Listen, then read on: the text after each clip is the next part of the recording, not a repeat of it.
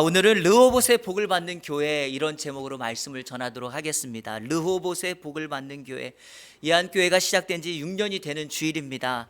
코로나의 위기를 잘 견디고 여기까지 인도하신 하나님과 특별히 교회 주인이신 우리 예수님께 감사와 영광을 올려드립니다. 창립 주일 때마다 하나님의 은혜를 여러분들에게 전하기 위해서 어떤 말씀을 전할까 늘 고민합니다. 오늘은 창세기 26장의 본문으로 르호봇의 복이 임하는 우리 교회 성도, 이런 제목으로 말씀을 전하려고 합니다. 여러분, 명인이라는 말 아시죠? 명인. 국어 사전을 찾아보면 이렇게 되어 있습니다. 어떤 분야에서 기술과 재주가 뛰어나서 이름이 난 사람, 이런 사람을 명인이라고 부릅니다. 그러니까 아무한테나 명인이라는 말, 장인이라는 말을 사용하지 않습니다. 어떤 분야에 독보적인 기술을 가졌거나 특별히 인간 문화재 같은 사람들이 있죠. 그런 사람들을 우리가 명인, 장인이라 부릅니다. 남들보다 조금 더 뛰어나다고, 잘한다고 이런 호칭 붙이지 않습니다. 그런데 유독 다른 나라에 비해서 우리나라에는 이런 명인들, 장인들이 참 많습니다.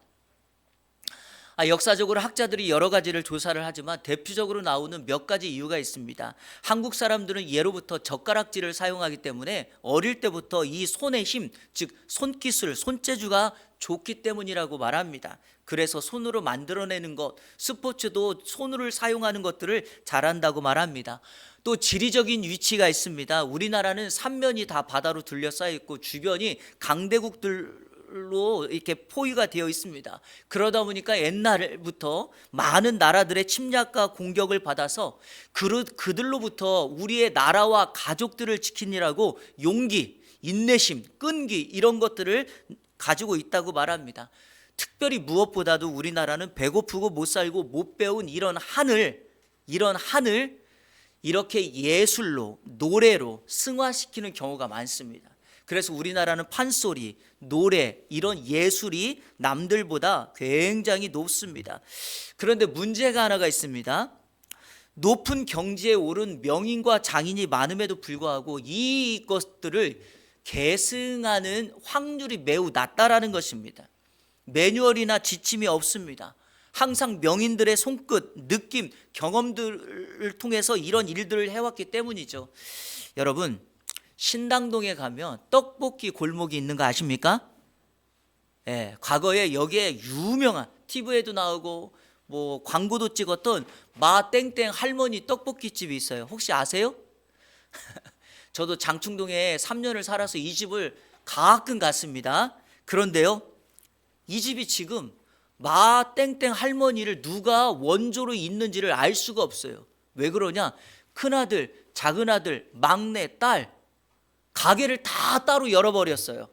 그러면서 자신들이 어머니의 대를 잇는 원조집이라고 말을 해요. 물론 가보면 맛들이 다 있어요. 그런데 어디가 원주인지 알 수 없어요. 죄송합니다.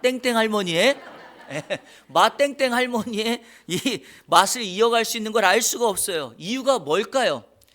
이 할머니가 찍은 광고에 그대로 나와 있어요. 광고를 찍으면서 이 할머니가 이 광고의 멘트로 이런 말을 해요.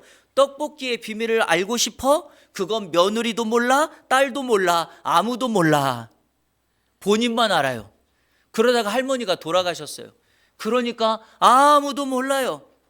여러분, 이런 원리 때문에 명인이라는 계보를 이을 수가 없어요. 그런데 이 원리가 우리 신앙에도 적용됩니다.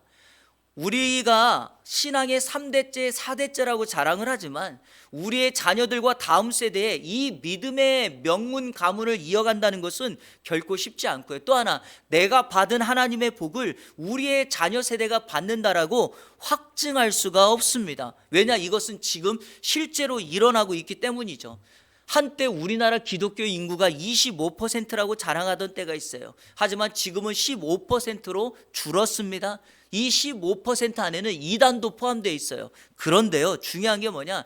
이 15% 안에 25%가 가나안 성도라고 불립니다. 교회 안 나간다는 거예요. 그런데 이 현상이 코로나 이후에 더욱 심각해지지 않았습니까? 기독교를 연구하고 사회학자들이 말하는 기독교의 역사를 이제 새롭게 코로나를 디데이로 해서 코로나 이전 시대와 코로나 이후 시대로 기독교를 나눠야 된다는 거예요. 진짜 신앙이 무엇인지 가지고 있는 사람과 그렇지 않은 사람의 이 코로나 때 완전히 구분이 되었다라고 말합니다. 그러니까 이러한 때 우리 교회가 신앙생활을 이어가는 거 쉽지 않습니다. 교회 부흥을 말하는 거 쉽지 않습니다. 여러분이 하나님의 복을 받는 거 쉽지 않습니다. 바로 이러한 때 6주년 하나님 앞에 감사 예배를 드리며 다시금 믿음의 허리띠를 동이고 신발끈을 조이며 우리 주님이 우리에게 맡겨주신 경주를 하러 달려나가는 여러분들에게 오늘 이 르호봇의 복이 오늘 저와 여러분 우리 교회 안에 임하기를 축복하는 마음으로 오늘 이 말씀을 전하도록 하겠습니다. 오늘 본문 12절과 13절을 같이 한번 읽어볼까요? 시작. 이삭이 그 땅에서 농사하여 그 해에 100배나 얻었고 여호와께서 복을 주심으로 그 사람이 창대하고 왕성하여 마침내 거부가 되어. 아멘이십니까? 여러분에게 믿음과 삶의 거부가 되는 역사가 있기를 축복합니다. 자, 우리 22절도 같이 한번 읽겠습니다. 시작. 이삭이 거기서 옮겨 다른 우물을 팠더니 그들이 다투지 아니하였으므로 그 이름을 르호봇이라 하여 이르되 이제는 여호와께서 우리를 위하여 넓게 하셨으니 이 땅에서 우리가 번성하리로다 하였더라. 아멘. 하나님께서 이삭에게 복을 주시는데 농사의 100배를 얻었다. 어느 누가 100배의 열매 결실을 맺을 수가 있겠습니까?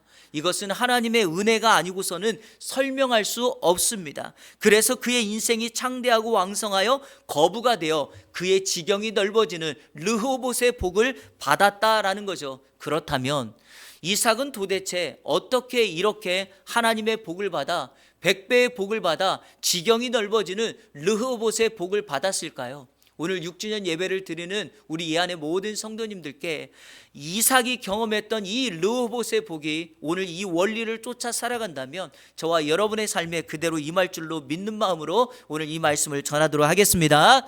첫째로 하나님의 명령과 약속에 순종했기 때문이. 한번 따라 볼까요? 하나님의 명령과 약속에 순종했기 때문이다. 창세기 26장은 흉년으로 시작합니다. 이 흉년을 피해 이삭이 그랄이라고 하는 블레셋 땅으로 피합니다.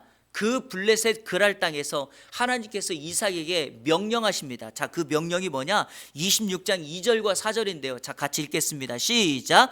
여호와께서 이삭에게 나타나 이르시되 애굽으로 내려가지 말고 내가 내게 지시하는 땅에 거주하라. 이 땅에 거류하면 내가 너와 함께 있어 내게 복을 주고 내가 이 모든 땅을 너와 내 자손에게 주리라. 내가 내 아버지 아브라함에게 맹세한 것을 이루어 내 자손을 하늘의 별과 같이 번성하게 하며 이 모든 땅을 내 자손에게 주리니 내 자손으로 말미암아 천하 만민이 복을 받으리라. 아멘. 이렇게 하면 복 주겠다는 거예요. 성도 여러분, 하나님의 명령이 이렇게 주어졌고 이 말씀대로 순종하면 복을 받는다는 것은 온 세대가 다 알아요. 시대를 막론하고 아브라함 시대에도 이삭의 시대에도 심지어는 이 다윗과 바울의 시대에도 그리고 오늘의 시대에도 하나님의 복을 받는 건 그분의 명령과 약속을 붙들고 살아가라는 것은 압니다. 그런데 문제는 우리의 상황이 좋지 않다는 거죠. 지금 이삭도 흉년이라고 하는 상황을 맞이합니다. 흉년은 마실 물이 없고 먹을 양식이 없습니다. 그때 일반적으로 사람들이 선택하는 기준은 마실 물이 있고 먹을 양식이 있는 곳으로 찾아가는 거예요. 그곳이 어디냐? 애굽이라는 곳입니다. 애굽에 가면 물이 있고 애굽에 가면 양식이 있어요. 그런데 하나님께서 흉년을 맞이한 이삭에게 지금 이렇게 명령하는 겁니다. 애굽으로 내려가지 말라. 기다려라. 그 땅에 너가 있어. 나의 약속을 지켜가면 너의 아버지 아브라함에게 줬던 이 복을 너에게도 주겠다라고 약속합니다. 이 의미가 무엇일까요?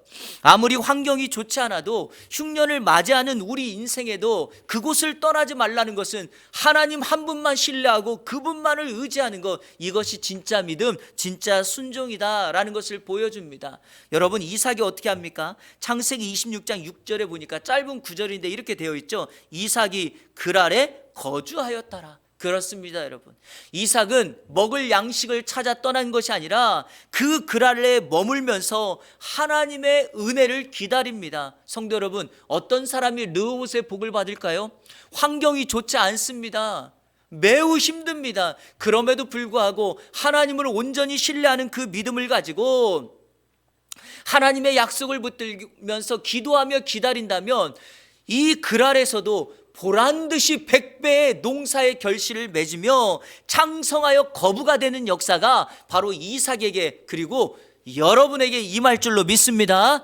오늘 이 창립예배 드리는 모든 성도님들에게 이 동일한 은혜의 복이 임하기를 주님의 이름으로 축원합니다. 둘째로, 이삭은 어떻게 르호봇의 복을 받았을까요? 한번 따라하겠습니다. 믿음의 선한 영향력 때문이다. 그렇습니다, 여러분. 이삭이 가졌던 믿음이 다른 사람들에게 선한 영향력으로 나타났기 때문이에요. 창세기 12장부터 창세기 마지막 장 50장까지는 4명의 족장 믿음의 선배를 기록합니다. 아브람, 이삭, 야곱, 요셉입니다. 그런데 이들의 삶을 직접적으로 조명하고 있는데 이들 가운데 분량이 가장 적고 인생이 정말 드라마틱하지 않은 사람이 바로 이삭이에요. 이삭은 분량이 매우 적습니다. 여러분, 혹시 이삭하면 생각나는 게 뭐예요? 이삭하면 대부분의 사람들은요, 아브라함의 아들로 생각하죠. 그렇죠? 그리고 성경을 조금 아시는 분들은 이삭이 우물을 판 거, 그리고 큰아들 에서를 축복해야 되는데 에서가 아니라 둘째였던 야곱을 축복한 사건, 이 정도로 기억합니다. 이게 전부예요. 없어요. 그런데 오늘 우리가 다루는 이 본문이 바로 이삭에게서 찾을 수 있는 우물을 판 사건을 기록하고 있다라는 것입니다. 자, 한번 생각해 보세요. 그랄 땅에 흉년을 피해서 갔는데 농사를 지었는데 100배를 얻었어요. 자, 그런데 문제는 뭐냐? 그랄에 살고 있던 사람들은 아무리 농사를 지어도 10배는 고사하고 2배 얻기도 힘들어요. 그런데 어디에서 온 어떤 사람이 농사를 지었는데 어마어마하게 많은 결실을 맺으니까 얼마나 시기가 나겠어요. 그러니까 그랄 사람들이 이삭에게 너는 이곳을 떠나라고 말하고 그랄에 있는 아비멜렉이라고 하는 왕이 이삭에게 와서 정중하게 말해요. 너가 이곳을 좀 떠났으면 좋겠다. 그래서 이삭이 그곳을 떠나 골짜기에 머뭅니다. 그때 오늘 성경 18절 19절이 기록됩니다. 자, 우리 같이 한번 읽어볼까요? 18절 19절 시작. 그 아버지 아브람 때에 팠던 우물들을, 이게 무슨 말이냐면 골짜기에 머물러 있을 때 아버지가 팠던 우물을 팠다는 거예요. 계속 읽겠습니다. 시작.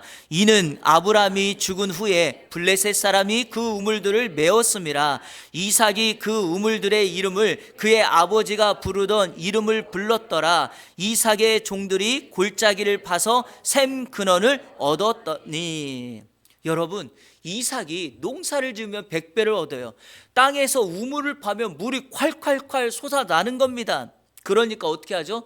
그랄에 있는 목자들이 아무리 자기들은 짐승을 잘 키우려고 해도 물이 없어서 힘든데 이삭이 땅을 팠는데 샘 근원이 터지네. 그러니까 이삭이 팠던 우물을 빼앗는 겁니다. 한번 생각해 보세요. 아니, 그랄에서 내가 농사져서 100배 얻었다고 쫓겨나서 정말 억울하게 나와서 화가 머리까지 치미르는데 자기가 팠던 우물까지 내놓으라고 하니까 분노가 이삭을 완전히 지배하고 있는 것입니다. 하지만 이삭이 그들을 대면하지 않습니다. 너가 판 우물을 우리에게 달라 그랬더니 이삭이 어떻게 해요? 그 물을 줘버려요. 우물을. 그때 그들에게 준 우물을 이름하여 20절에 보니까 에색이라 이렇게 말해요. 그 에색의 뜻이 뭐냐? 다툼이다 라고 말해요. 이삭이 그곳을 떠나 다른 곳에 가서 또 우물을 팠더니 그랄의 목자들이 쫓아와가지고 그것도 우리한테 줘라. 그래서 그곳 이름을 신나라 그래. 신나는 대적함이라 그래요.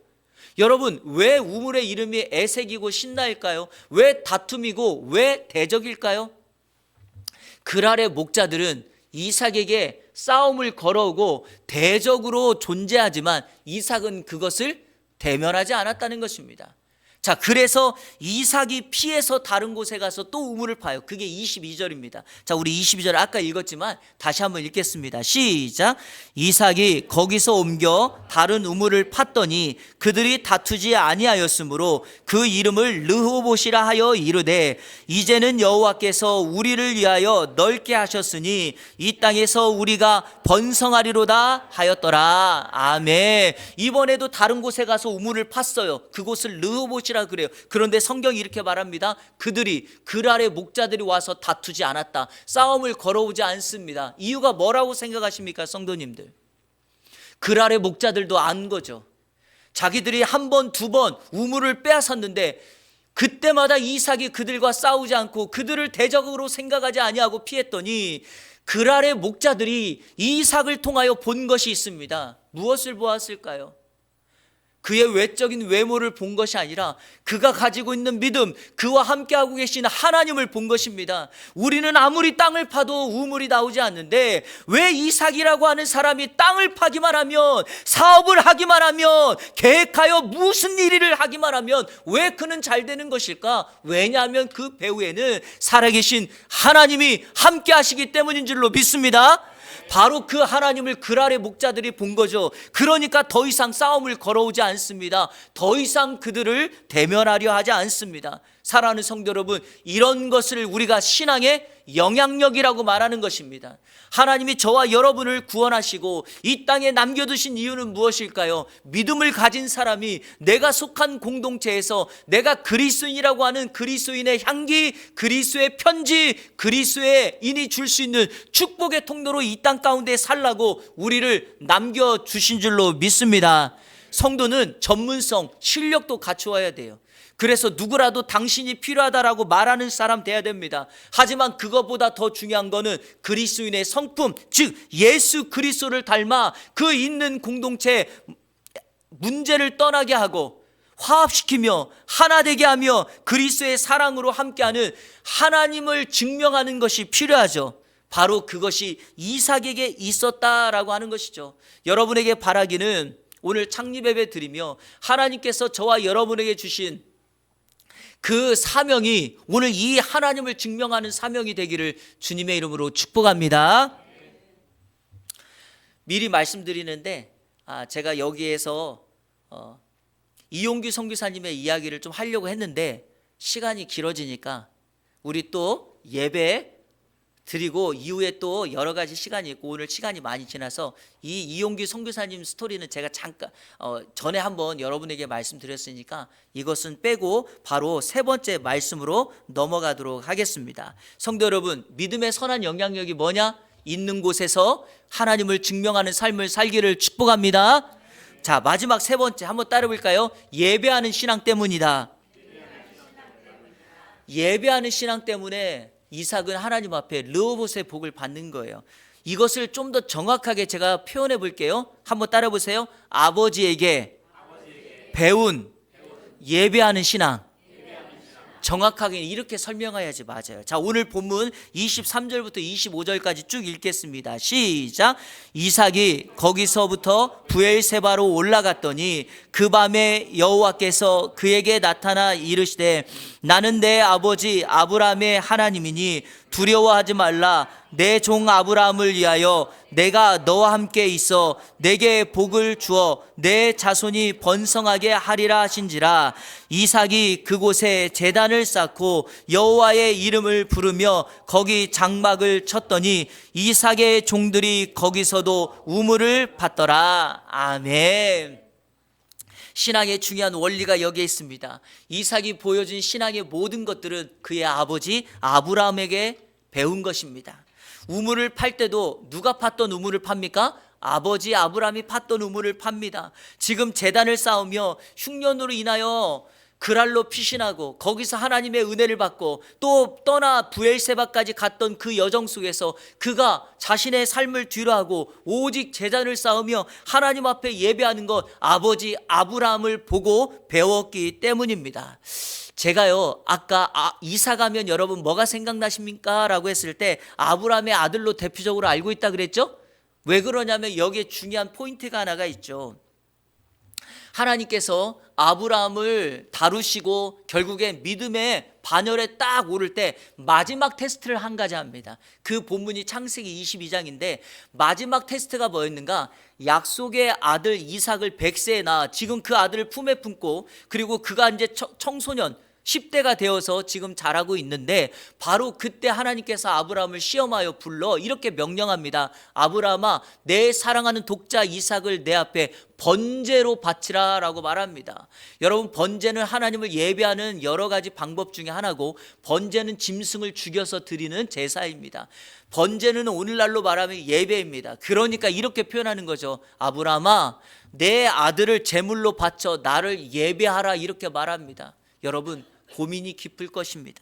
하지만 아브라함은 지금의 인생까지 자기가 실패하고 넘어질 때마다 한 번도 아브라함을 실망시킨 적 없고, 그를 일으켜 세워서 무너질 때는 다시 세우고, 정말 눈물 흘릴 때는 눈물을 닦아주시고, 소망이 없을 때는 하늘을 바라보게 하시면서 그에게 비전과 약속을 허락해 주셨던 하나님이었어요.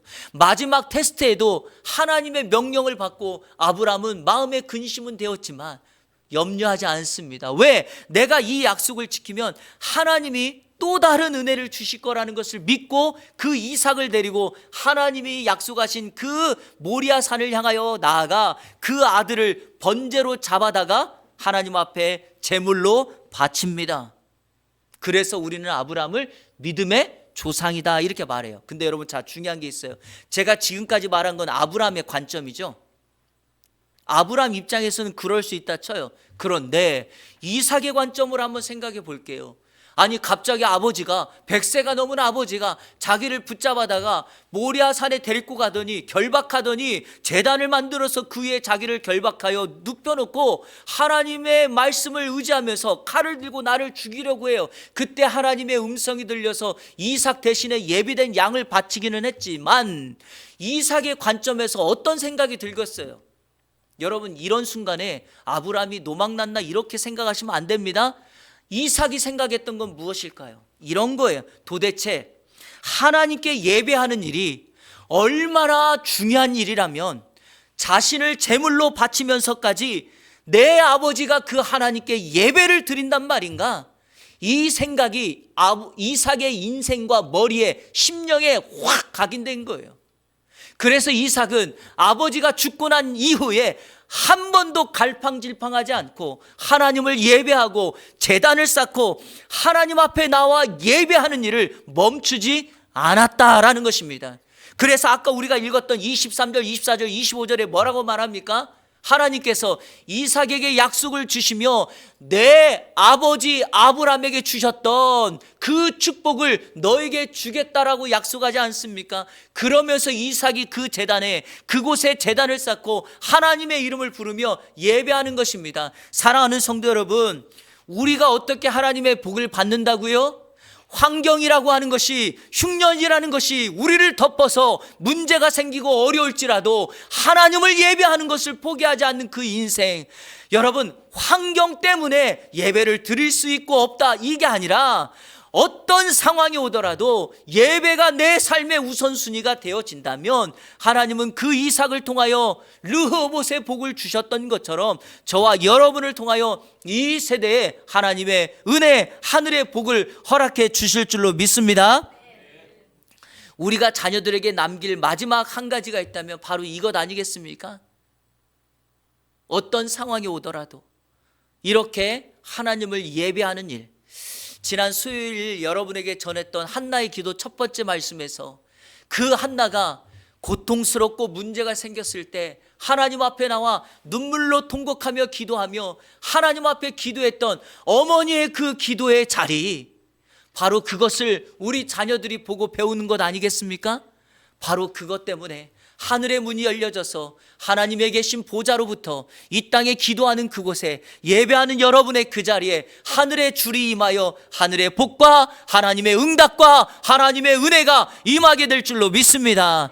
창립 6주년을 맞이하는 우리 이한교회 위에 하나님께서 이 르호봇의 복이 우리 교회와 우리 사랑하는 성도들과 여러분의 사업장과 일터와 가정과 만나는 모든 곳에 지경이 넓어지는 은혜가 있어서 그들에게 오늘 이 이삭과 같은 이 받은 복을 흘려보내는 축복의 통로로 살아가는 예안의 모든 성도님들 되시기를 주님의 이름으로 축원합니다. 우리 한번 찬양 한번 하겠습니다. 주를 위한 이곳에, 여러분이 있는 그곳이 주님을 위하여 예배하는 그곳이 되기를 소원합니다. 그렇게 예배하면 반드시 저와 여러분은 축복의 통로로 살아가게 될 것입니다. 우리 같이 찬양하며 마음을 결단하고 다짐하는 시간을 가졌으면 좋겠습니다.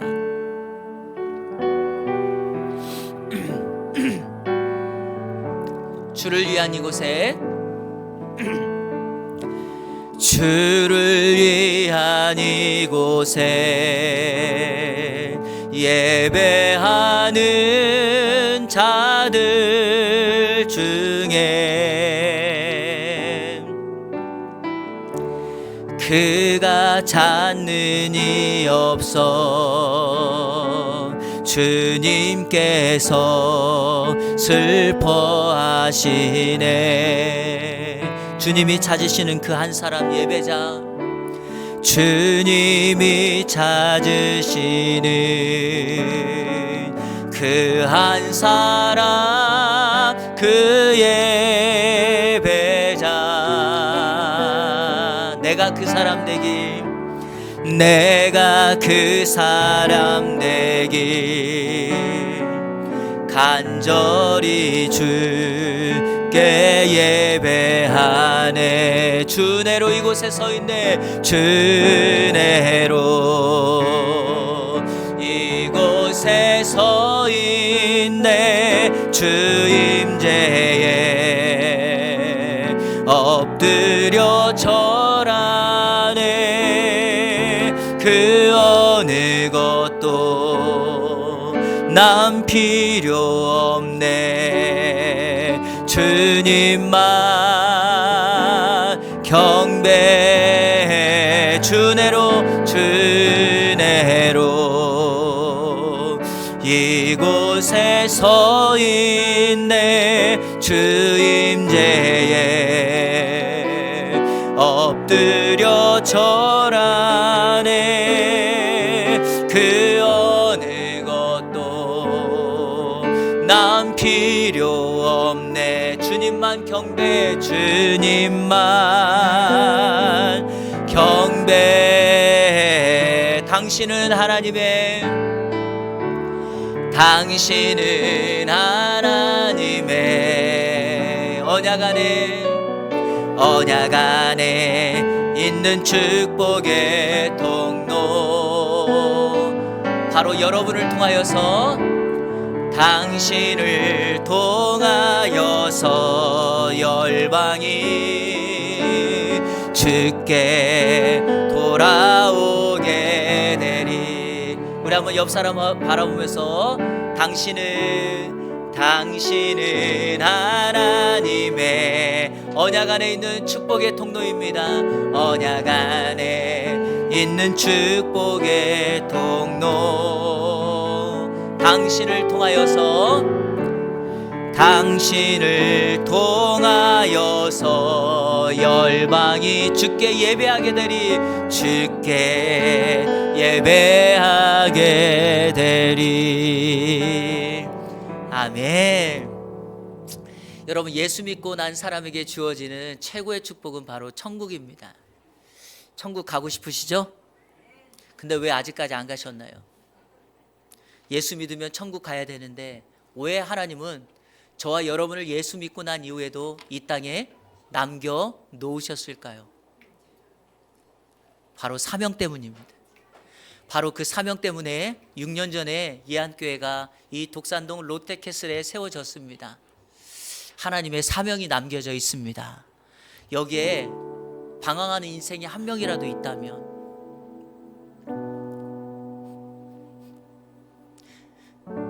여기에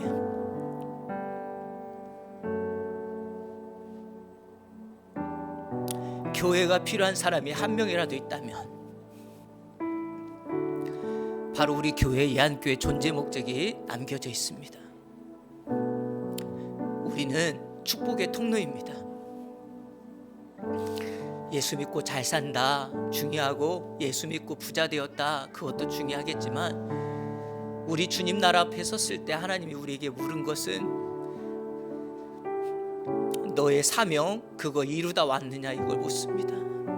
그러니까 성도 여러분, 우리 하나님 앞에 기도할 때 혹여라도 하나님께서 우리에게 맡겨주신 사명이 있다면, 아니 주변에 축복의 통로로 여러분들이 누군가를 섬길 수 있는 대상이 있다면 그 한 영혼에게 집중하십시오. 그 사람 붙여주신 거예요. 그 사람 때문에 여러분이 그곳에 간 거고, 그 사람 때문에 여러분을 만나게 하신 거고, 그 사람 때문에 지금 건강도 여러분에게 많은 축복도 주신 거예요. 그런데 이거 잃어버리면, 이거 놓쳐버리면 우리의 존재 의미가 없어집니다. 하나님은 우리에게 축복의 통로라고 말하는데 우리가 축복의 통로로서의 역할을 못한다면 주님 나라 갔을 때 책망받을지도 몰라요. 그러니까 여러분, 오늘 이 찬양한 것처럼 한번 이렇게 기도했으면 좋겠어요. 첫째로 우리 예안교회가 주님을 위한 이곳이 예배 처소가 되기를 원합니다. 잃어버린 한 영혼을 찾고 하나님 앞에 영광 돌리는 수많은 무리들이 하나님을 예배할 수 있는 그런 공동체가 되게 해달라고 위해서 기도하십시오. 두 번째로는 여러분의 가정과 자신과 여러분이 일하고 있는 그 사업체, 일터, 그리고 만나는 이웃들을 위해서 한번 기도하십시오. 하나님이 나를 그곳에 보내주셨는데 그곳에서 잃어버린 한 영혼을 찾을 수 있는 그런 사명을 감당하게 해달라고 위해서 기도하십시오. 마지막 세 번째, 하나님 앞에 섰을 때 2달란트, 5달란트 받은 종처럼 칭찬받고 하나님 앞에 상급받는 그러한 인생 되게 해달라고, 주어진 삶에 최선을 다하고 하나님께 영광을 돌려드리는 그런 복된 인생 되게 해달라고 우리 시간에 이 세 가지를 놓고 다 같이 합심으로 기도하며 나갑니다. 기도하겠습니다. 좋으신 아버지 하나님 감사합니다. 거룩한 주일을 구별하여 예배하게 하시고 오늘은 우리 예안교회 창립 6주년 감사 예배로 예배할 수 있게 하시니 감사합니다. 하나님, 우리 교회를 이 땅에 세우신 목적과 이유가 있는 줄로 믿습니다. 이 독산동 롯데캐슬 지역에 잃어버리고 방황하고 죽어가는 영혼들이 한 영혼이라도 있다면 우리 교회가 그들을 섬기고 그들을 주님께 인도하고 그들을 주님 앞에 서게 하는 그 사명을 다할 수 있도록 인도하여 주옵소서. 세상의 논리에, 세상의 법칙에 빠져서 살아가지 않게 하여 주시옵소서.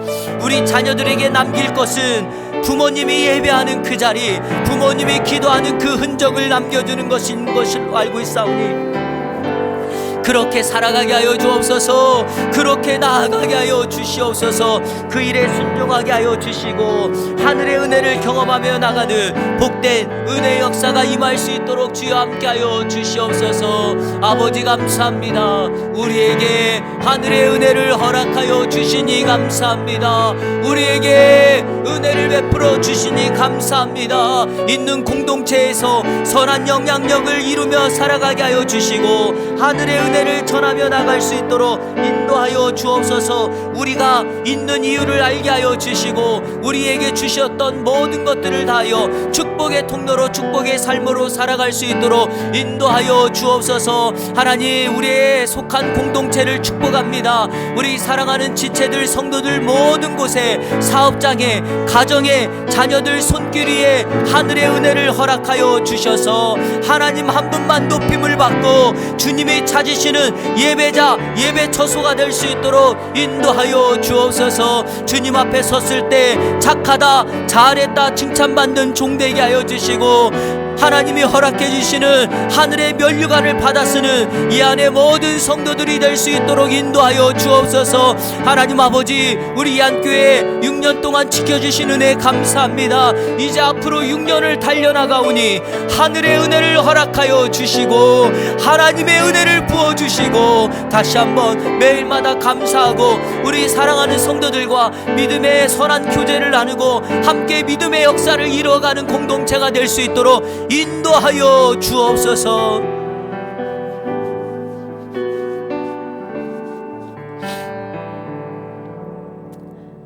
하나님, 우리 예안교회 6주년 감사 예배로 영광 돌리게 하시니 감사합니다. 앞으로 6년 믿음으로 달려가게 하여 주시고 축복의 통로가 되게 하시고 르호봇의 복을 받는 이 안의 모든 지체들 되게 하여 주옵소서. 예수 그리스도의 이름으로 기도하옵나이다. 아멘.